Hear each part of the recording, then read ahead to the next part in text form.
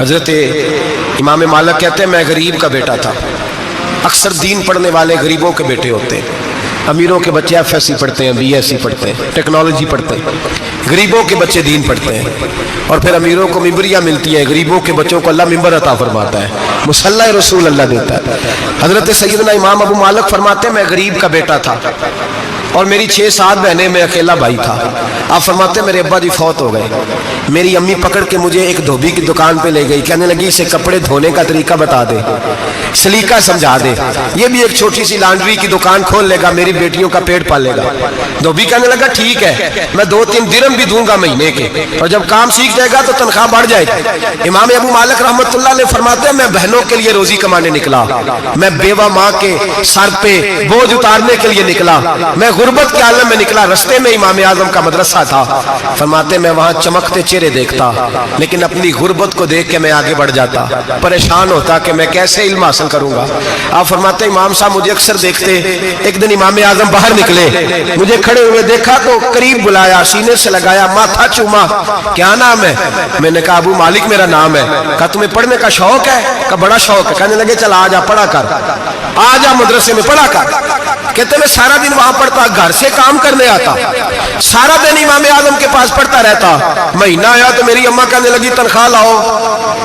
میں نے کہا امی جی تنخواہ تو وہ دے گا جو ڈیوٹی پہ جاتا ہو، میں تو پڑھنے جاتا ہوں۔ کہتے اماں گھر سے نکلی اور بڑے غصے کے ساتھ نکلی، کہنے لگی مولوی نے میرا بچہ خراب کر دیا، میرا بچہ خراب کر دیا، میں کام پہ بھیجتی تھی، اس نے کس چکر میں ڈال دیا، مسلوں سے بھی کبھی پیٹ بھرا ہے، کام بھی تو کرنے چاہیے نا۔ کہتے امام اعظم کے سامنے کھڑی ہوئی، امام صاحب بڑے امیر کبیر آدمی، اربوں خربوں پتی تھی، اور پھر اتنے بڑے عالم فقیر، سارا بغداد، سارا کوفہ، سارا مصر سلوٹ کرتا ہے۔ بی بی آئی اور تیز جملے، عورتوں کا طریقہ ہوتا ہے، کہنے لگی مولوی تیری سفید داڑھی، تیرا اتنا نام، تجھے خیال ہی نہیں آیا، میں بیوہ عورت ہوں، تو نے میرا بچہ خراب کر ڈالا، میری یتیم بچیاں روٹی کہاں سے کھائیں گی، مسلوں سے بھی کبھی پیٹ بھرا ہے۔ کہتی اتنے سخت جملے کہے پر قربان جاؤ امام اعظم سنتے رہے اور مسکراتے رہے۔ کہنے لگے میری غلطی ہے، میری غلطی ہے، میری غلطی ہے، بی بی بھول گیا تھا، غلطی ہو گئی۔ بی بی کہتے تیری امام صاحب سنتے رہے، جب غصہ اتر گیا تو کہنے لگے اماں تیرا غصہ اتر گیا ہے؟ اتر گیا ہے۔ کہنے لگے تیرا بیٹا بڑا نیک ہے، تیرا بیٹا بڑا لائق ہے، تو اسے پڑھنے دے۔ کہنے لگے چپ کر دے مولوی، یہ پڑھے گا تو میں روٹی کہاں سے کھاؤں گی۔ امام صاحب کہنے لگے مجھے بتائے گی تیرے گھر کا خرچہ کتنا ہے؟ اس نے ایک لفظ تو ہے 3 دینار کا، ایک روایت ایسی بھی لکھی ہے بزرگوں نے، کہنے لگی 40 درہم ہے، اور اماں کہتی میں نے جان بوجھ کے زیادہ بتائے، حالانکہ میں کناب کا خرچہ کرتی تھی، لیکن جب کھلا ڈلا کرے تو وہ والا خرچہ بتایا۔ میں نے کہا 40 درہم خرچہ ہے، تو دے گا؟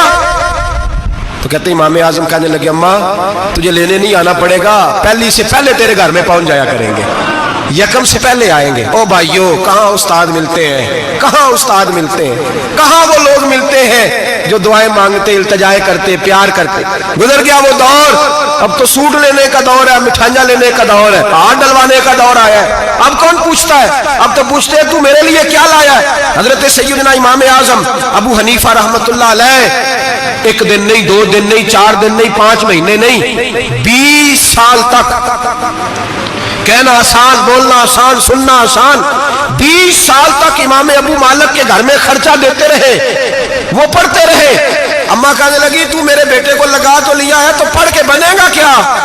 حضرت امام اعظم فرمانے لگے بادشاہوں کے تخت پر بیٹھ کر بادشاہوں کے ساتھ کھانے کھایا کرے گا، ان کے ساتھ بیٹھ کے حلوہ کھائے گا، وقت آئے گا تو دیکھے گی۔ کہتے ہیں میرے امام انتقال کر گئے، وقت بیت گیا، ہارون رشید نے مجھے بلایا بغداد میں اور کہا میں آپ کو چیف جسٹس بنانے لگا ہوں۔ کہتے ہیں میں خوشی سے سجدے کرنے لگا، میں چیف جسٹس بنا۔ میں نے اپنی اماں کو خط لکھا کہ اماں بغداد آ جا، تیرے بیٹے کو اللہ نے بڑی شان عطا کر دی ہے۔ فرماتے ہیں ہارون رشید کی بیوی بڑی اولیاء کی، علماء کی بڑی فرما بردار تھی، محبت کرنے والی تھی، اس نے حلوہ بنا کے بھیجا، کھانا بنا کے بھیجا۔ ہارون رشید تخت پہ بیٹھ کے کھانے لگا تو کہنے لگا امام صاحب آپ بھی یہیں آ جائیں میرے ساتھ۔ کہتے ایک کونے میں وہ بیٹھ گیا، ایک میں بیٹھ گیا، بیچ میں کھانا رکھ لیا۔ اتنی دیر میں میری اماں بھی پہنچ گئی، 2 لقمے کھائے تھے کہ اماں آ گئی۔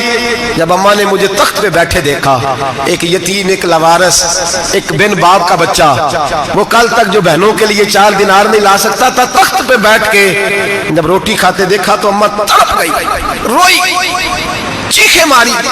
میں نے کہا اماں کیا ہوا؟ کہنے لگی بیٹا مجھے تیرا استاد یاد آ گیا ہے، اس نے کئی سال پہلے کہا تھا اسے دین کا علم پڑھنے دے، اسے فقیہ بننے دے، یہ بہت آگے جائے گا۔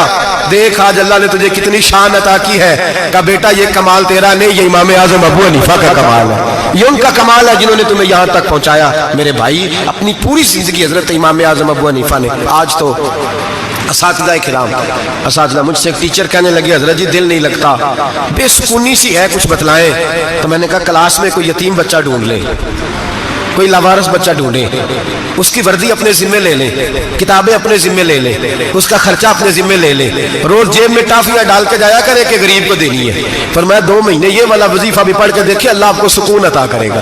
یہ بھی کہنے لگے بڑی ٹھنڈک ہوئی ہے، بڑا سکون ملا ہے، بڑی تابعداری۔ میں نے کہا آپ لفظوں سے سکون چاہتے ہیں، وہ لوگ خدمت کر کے سکون لیتے تھے۔ کوفے کا ایک امیر آدمی تھا، پھر غریب ہو گیا۔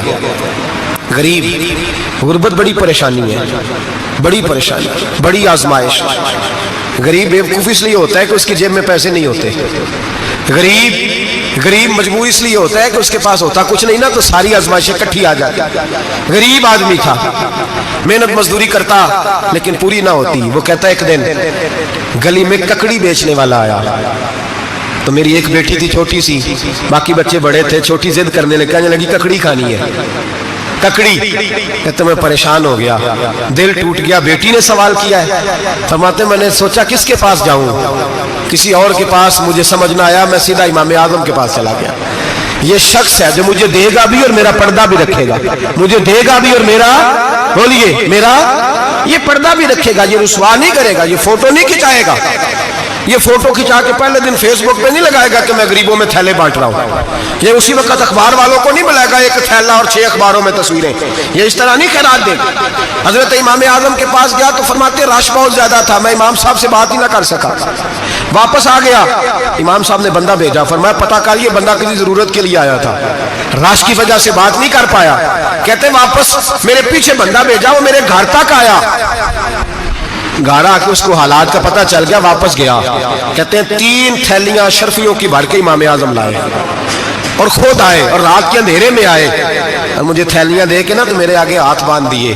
میں نے کہا حضور ہاتھ کیوں باندھتے ہیں؟ آپ فرمانے لگے یار دکھ اس بات کا ہے کہ تو میرا پڑوسی تھا اور تیری غربت کا مجھے پتہ ہی نہیں چلا، تو میرے علاقے کا تھا اور میں نے سوچا ہی نہیں، میرا اپنا تھا مجھے خیال ہی نہیں آیا۔ فرمایا معاف کر دے، میری شکایت نہ کرنا کہ یہ میری طرف توجہ نہیں کرتا تھا۔ علم بھی تھا، عمل کا نور بھی تھا، تقوی کا حسن بھی تھا، غریب کی مدد کا جذبہ بھی تھا۔ آج لوگوں پر مال کا فتنہ سوار ہوتا ہے، سب پر نہیں لیکن زیادہ لوگوں پر۔ جیسے جیسے مال آتا جاتا ہے ویسے ویسے عقل بھی آتی جاتی ہے، ویسے ویسے سیانے بھی ہوتے جاتے ہیں۔ کہتے ہیں وہ بھی کمائے وہ بھی کرے، میں تو ٹیکنیکلی بڑا ہوں، میں عقل مندی میں بڑی، نہ بہن کی فکر رہتی ہے، نہ بھانجوں کی فکر رہتی ہے، نہ رشتہ دار کی فکر رہتی ہے، نہ دائیں بائیں کچھ دیکھتے ہیں۔ لوگ جیسے جیسے پاورفل ہوتے جاتے ہٹتے جاتے، کٹتے جاتے، امیروں سے یرانے لگتے جاتے، آگے کی طرف دیکھتے جاتے۔ امام اعظم ابو حنیفہ رحمۃ اللہ علیہ نے ساری زندگی پیار کیا، محبت بانٹی، علم، فقاہت، تقوی، روشنی۔ آج لوگوں کو علم ہوتا ہے پر علم کا نور نہیں ہوتا۔ ہمیں بہت ساری باتوں کا پتہ ہوتا ہے پر وہ باتیں ہمارے لفظوں میں ہوتی ہیں، ہم اس کے حسن سے آگاہ۔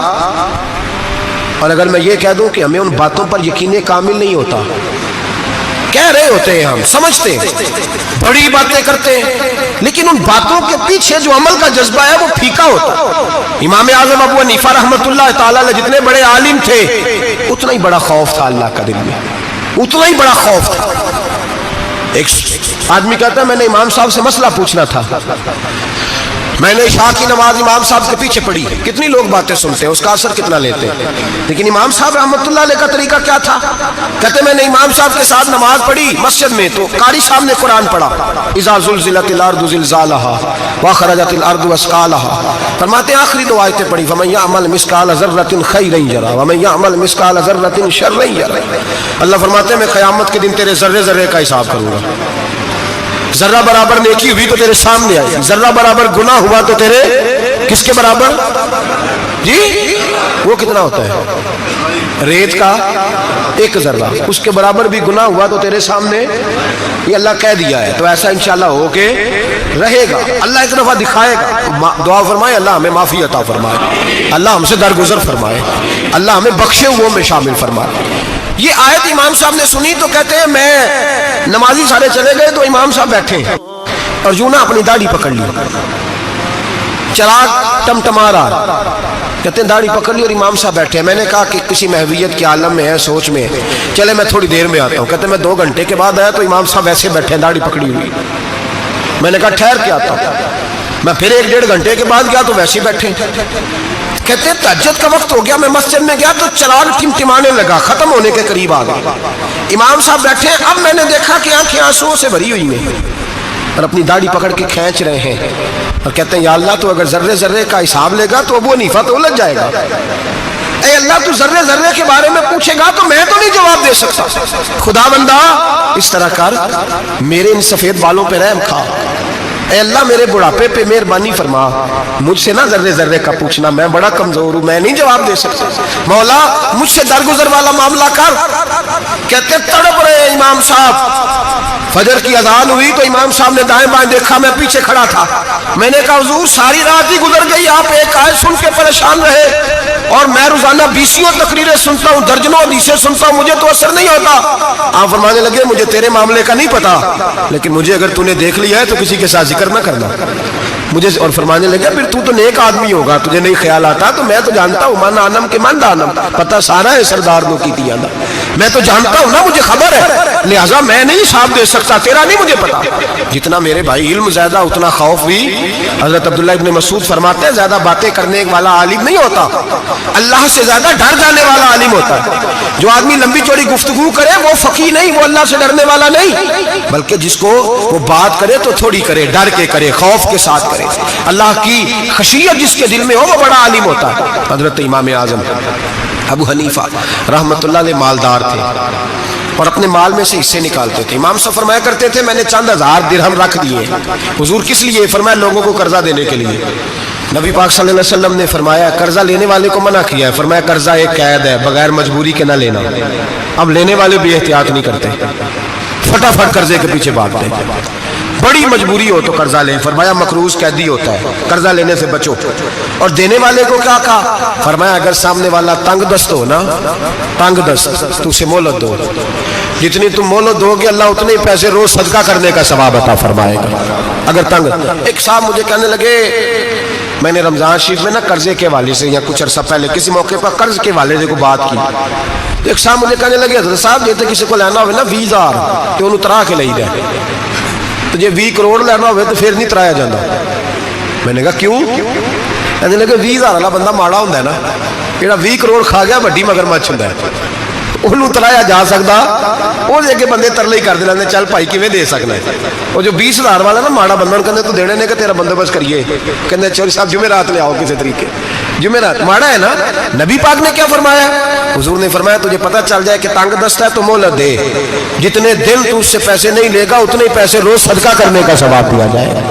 اب لوگ جو تگڑی موٹے مگرمچھ ہیں ان کو مہلت دیتے ہیں, وہ کہتے ہیں جا جتوں لب دے نہیں لے, پھر کہتے ہیں نہیں آپ بتائیں آپ کیسے دے سکتے. اور ماڑا بندہ انہیں 2,000 دینا ہے دکان کا, اس کو دکاندار کہتا ہے کل سائیکل لے کے تب گزرنا, میرے آگے سے اگر پیسے دینے ہیں تو میں نے سائیکل رکھ لینا. ڈرنا چاہیے اللہ پاک, ہمیں پتہ ہوتا ہے سامنے والا غریب ہے, تنگ دست ہے, مجبور ہے, اسے مہلت دینی. امام صاحب کہتے ہیں میں نے کچھ پیسے رکھے ہوئے تھے, پس منظر یہ تھا کہ غریب لوگ آتے ہیں تو میں ان کی مدد کروں. امام اعظم ابو حنیفہ نے ایک بندے سے پیسے لینے تھے اور حال یہ تھا کہ آپ دھوپ میں کھڑے تھے, ساتھ اس بندے کا مکان تھا. لوگوں نے کہا حضرت دیوار کے سائے میں ہو جائے. فرمانے لگے اس سے پیسے لینے ہیں, اگر سائے میں کھڑا ہوا تو سود میں شمار ہو جائے گا, میں اس سے فائدہ نہیں لے سکتا.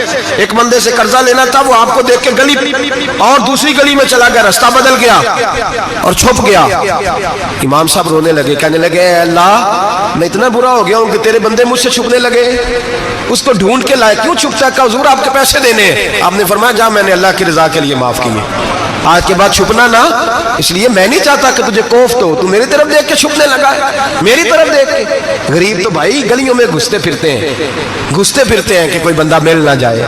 مقروض آدمی پتہ اس وقت چلتا ہے جب خودکشی کر گیا, پتہ اس وقت چلتا ہے, پھر لوگ آتے ہیں اس کے بچوں کو کہتے ہیں فکر نہ کرنا ہم تیرے ساتھ ہیں, تو اس کے ساتھ ہونا تھا, ان کا سایہ بچ جاتا. اب آئے ہو امام اعظم ابو حنیفہ رحمۃ اللہ تعالیٰ علیہ لوگوں کو سہولت دیتے, آسانی دیتے, پیار کرتے, محبت کرتے. ہم لوگوں کا مزاج ایسا نہیں ہے, ہماری اخلاقیات वाकियात के अंदर वो हुस्न नहीं जो हमारे बुजुर्ग हमें दे के गए। और फिर छोटी छोटी बातों में हुकूकुल इबाद का ख्याल करते, छोटी छोटी बातों। हम तो गाली दे के भी कहते हैं ना, चल क्या हो गया, गाली दी है ना। मैंने देखा है साइकिल वाले की टक्कर अगर पजारो वाले के साथ हो जाए तो माफी साइकिल वाले ने मांगनी है, क्योंकि वो साइकिल पे बैठा है ना, उसकी गलती ये है कि वो साइकिल पे बैठा है। माफी साइकिल वाले ने मांगनी है, पजारो वाला नहीं मांगेगा। हो सकता है साइकिल वाला उठ के कहे जनाब मुझसे गलती हो गई, मुझे पता ही नहीं था कि आप थे, वरना मैं आपके आगे ना आता। साइकिल वाला मजबूर है क्योंकि उसके पास पजारो नहीं, और पजारो वाला तो शीशा नहीं नीचे करता, कहता धूप आएगी, गाड़ी बड़ी मुश्किल से ठंडी की है। नीचे उतर के मुलाजिम कहता है इसको पूछो अगर कोई 200-400 का नुकसान हुआ तो 500 दे दो। मिजाज है इमाम आज़म अबू हनीफा रहमतुल्लाह अलैह, आलिम हुकूकुल इबाद का छोटी छोटी। आपके शागिर्दों में से किसी के चेहरे पर शिकन आता तो 20 बार पूछते कोई परेशानी है मेरे बेटे को, क्या हो गया। सारी जिंदगी सायादार शजर की तरह गुजारी, सारी जिंदगी शागिर्दों पर मुरीदों पर मोहब्बत का सायबान रहा, ठंडी छांव रही इमाम साहब की। इमाम आज़म अबू हनीफा रहमतुल्लाह ताला अलैह गली से गुजर रहे थे, लकड़ी के जूते पहना करते थे, खड़ाओ। एक नौजवान बच्चे के पैर पे पैर आ गया तो कहने लगा इमाम अल्लाह से डर जा। ये लफ्ज गए तो इमाम साहब की चीख ही निकल गई। कई घंटे बेहोश रहे। लोगों ने कहा हुजूर क्या हुआ, फरमाने लगे तुमने सुना नहीं, छोटे छोटे जवान भी कहते हैं कि अबू हनीफा अल्लाह से नहीं डरता, अल्लाह की मखलूक कहती है नहीं डरता। अगर ये कह रहे हैं तो मेरा क्या बनेगा। कई दिन रोते गुजर गए। लोग उस बच्चे को लाए, आगे कहने लगा हुजूर आप तो परेशान हो गए, मैंने तो मुहावरतन कहा था, मुहावरतन कहा था कि आप अल्लाह से नहीं डरते। फरमाने लगे बेटे मुझे मुहावरों का नहीं पता, जब रब के खौफ का नाम आता है तो जुमले सीधे मेरे दिल से जाके टकराते, सीधे दिल से जाके टकराते। गली से गुजर रहे, लकड़ी के जूते पहने, खड़ा हूं, बारिश है, कीचड़ है, एक दीवार के करीब से गुजरे तो थोड़ा सा कीचड़ उड़ के ना तो दीवार पे पड़ गया। यहाँ ट्राली वाला सारी दीवार तोड़ जाता है और कहता है चलो मैंने कौन सा जानबूझ के किया है। यहाँ लोगों का घर तोड़ जाते हैं, कहते हैं चलो बताओ कितना खर्चा आया था। फौरी तौर पे लोग मानने को तैयार ही नहीं। इमाम साहब के पैरों से, ये बारीकी समझे, ये हुकूकुल इबाद का मसला है। जो जानने वाले होते थे उनका ये तर्ज जिंदगी था। कीचड़ उड़ा पैरों से और एक आदमी की दीवार पे पड़ गया। इमाम साहब खड़े हैं, सोच रहे हैं करूं तो क्या करूं। शागिर्द साहब हजरत जी क्या परेशानी है। आप फरमाने लगे मैंने उसकी दीवार गंदी कर दी है, साफ ना करूं तो भी जुल्म है, और अगर साफ करूं तो दीवार कच्ची है। जब साफ करूंगा तो कुछ मिट्टी उतर जाएगी, तो किसी के घर की मिट्टी उतारना यह भी जुल्म है। अब मैं दो परेशानियों में उलझ गया हूं, किधर जाऊं। कहा हजरत जी फिर। फरमाया इसके दरवाजे पर दस्तक दो। दरवाजे पर दस्तक दी तो जो बंदा बाहर आया वो मजूसी था, आग की पूजा करने वाला था। इमाम साहब कहने लगे मुझे जानते हो। कहने लगे हुजूर सारा कूफा जानता है, सारा बगदाद जानता है, सारी दुनिया जानती है आप मुसलमानों के इमाम हैं, लोग जानते। आपने फरमाया यार मुझसे गलती हो गई है। वो क्या। आप फरमाने लगे मैं अपने अंदाज में गुजर रहा था, बूढ़ा आदमी हूँ, ख्याल नहीं आया, थोड़ा कीचड़ उड़ के तेरी दीवार पे लग गया है। मेरे भाई ये कोई फरिश्ते थोड़ी थे, यही जमीन पर बसने वाले लोग, एहतियात वाले लोग। हम लोगों ने पता नहीं अपना मिजाज इतना सख्त क्यों बना लिया है। कितने लोगों को लताड़ के, कितनी पगड़ियां उछाल के, कितने हुकूकुल इबाद ज़ाया करके भी हम उसी तरह के मुतमईन हैं। कहां से तसल्ली लाते हैं हम, कहां से अपने आप को ठंडक देते हैं, कैसे अपने आप को हम सुकून दे लेते हैं किसी को तकलीफ देके। किस तरह सुकून की नींद आती है जब कोई परेशान होता है। क्यों हमारा दिल पत्थर हो गया। आला हज़रत फरमाया करते थे जा किसी से जाके इलाज करा, तेरे सीने में जो दिल धड़क रहा है वो सख्त हो गया, जा किसी से जाके इसकी दवाई खा, तुझे ख्याल ही नहीं आता तड़पते लोगों को देखकर, जा जाके इलाज करा, अगर ऐसे ही मर गया तो हालात तेरे हक में अच्छे नहीं होंगे। हजरत इमाम साहब तड़प रहे हैं और उस शख्स के सामने आहोजारी कर रहे हैं जो मजूसी भी है, गरीब भी है, कच्चे घर में रहता है। फरमाया यार बताओ क्या करूं। इमाम साहब बातें कर रहे हैं तो वो आदमी हैरत में खो गया, कभी दीवार देखता, कभी अपना आप देखता, कभी इमाम साहब को देखता, दाएं बाएं देखता, पसीने आने लगे, पता नहीं क्या सोचों का मद्दोजर चलने लगा, कहां बात गई, कहां तक उसकी सोच गई, कहां पलट के आई। कहने लगा इमाम साहब मैं तो चौक में रहता हूं, रोजाना पता नहीं कितनी गाड़ियां मिट्टी बरसा जाती हैं, कभी कोई नहीं आया, आपको क्या हुआ। आप फरमाने लगे मुझे किसी का नहीं पता, मुझे तो मैंने जो कुरान हदीस पढ़ा है मुझे तो डर आ रहा है, मुझे बता तू माफी देता है कि नहीं, तेरी दीवार साफ होगी कि नहीं। कहने लगा हुजूर दीवार को छोड़े, पहले कलमा पढ़ाए, मेरा दिल तो साफ कर दे।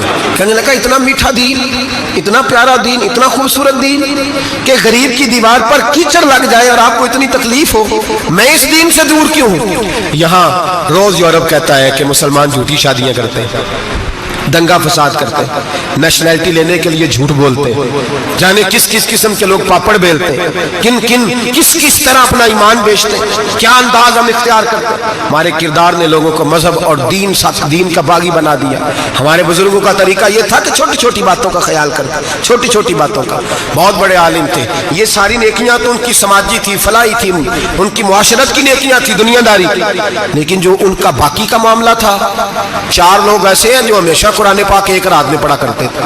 ان میں پہلا نام حضرت عثمان غنی کا ہے، پورا قرآن پاک، دوسرا مولا علی شیر خدا کا ہے، تیسرا حضرت سعید بن جبیر کا ہے، چوتھے امام اعظم ابو حنیفہ ہیں جو ایک رات میں پورا قرآن پاک پڑھ دیا کرتے ہیں۔ جس جگہ امام اعظم کی قبر بنی ہوئی ہے نا، اعظمیہ ایک محلہ ہے بغداد کا، اس کا نام ہی اعظمیہ، امام صاحب کے نام جہاں قبر بنی ہوئی ہے، وہاں بیٹھ کے امام اعظم ابو حنیفہ نے 60 مرتبہ قرآن پاک ختم کیا، خود پڑھا، خود فرمایا یہاں میں نے دفن ہونا، اس جگہ 60 قرآن پاک پڑھے۔ رمضان کا مہینہ آتا تھا تو امام صاحب ایک قرآن پاک دن میں پڑھتے تھے، ایک رات کو پڑھا کرتے تھے، ایک قرآن پاک سنایا کرتے تھے۔ امام صاحب رحمۃ اللہ علیہ ساری رات نفل پڑھتے ہیں۔ لوگ کہتے ہیں کہ امام صاحب کی رات نماز کے لیے کھڑے ہوتے تو ایک رکعت میں 15 سپارے پڑھتے، تو لوگ کہتے تھے یہ ابو حنیفہ نہیں، یہ تو کسی نے پلر کھڑا کر دیا، یہ تو کوئی ستون ہے، رکوع ہی نہیں کرتا، پورے 15 سپارے۔ یہاں تو ابھی تراویح آئیں گی، لوگ پہلے سے کہنے لگ گئے بڑی گرمیوں کے روزے، بڑی گرمیوں کے روزے، اور آ تو لینے دے بھائی، پہنچ تو لینے دے رمضان شریف کو، اللہ بڑا مہربان ہے، ہر چیز کو بدلنے پہ قادر ہے۔ پہلے سے لوگ تیاری کر رہے ہیں، مسجدیں ڈھونڈیں گے جائے ایسی اچھا ہو، قرآن جلدی پڑھا جائے، ڈھونڈ کے۔